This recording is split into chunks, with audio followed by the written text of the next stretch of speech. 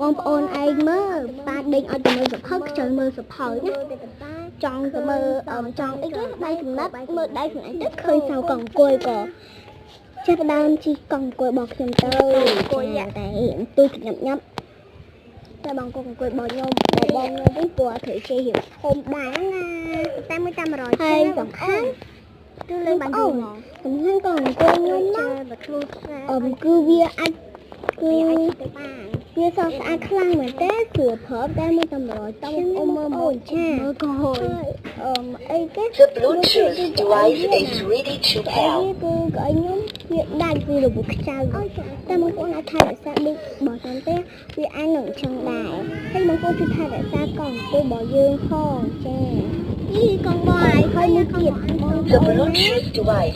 is configured successfully ដេកភ្លេងបងប្អូនតែអូចាថ្ម24ម៉ោងមកបងប្អូនអាចជិះទៅលេងនៅវត្តបន្ទាក់ចឹងទៅវារួមអាចជិះទៅណាឆ្ងាយបានគ្រប់ទីកន្លែងដល់បរិយាភ្នំវាសរសើរក៏បរិយាជួយប្រើដែរអីមានខ្ញុំជាលេងបរិយាផ្សេងទូបរិយាចានៅបរិយាទូបរិយាចាបងប្អូនចាហើយសំខាន់ខ្ញុំហើយមានរឿងចង់វិញផងមិនច្រើនគឺមិនចាំមកបងប៉ាខ្ញុំក៏ឆាប់មួយពូខ្ញុំឈួបវាដាក់អីច្រឡំយើង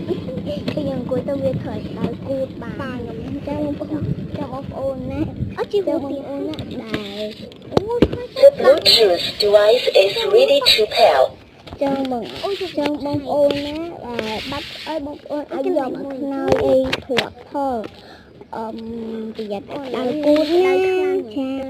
បងប្អូនខ្ញុំចូលទាំងផ្លែខ្ញុំសុំធ្វើឲ្យទាំងផ្លែក៏មានម៉ូតូកន្លែងមកខ្ញុំទិញណាក៏មានម៉ូតូអាត្រៃមានម៉ូតូកន្ទៀលរបស់ខ្ញុំក្មេងដែររបស់មនុស្សធំឯចាហើយម៉ូតូអាត្រៃបានម៉ូតូកន្ទៀលរបស់ខ្លួនក្មេងចាប់ពី2ឆ្នាំទៅចាតែហ្នឹងកង់មួយដូចតែម៉ូតូធម្មតាទេបាទអូនណាអាចជិះអូនកង់ត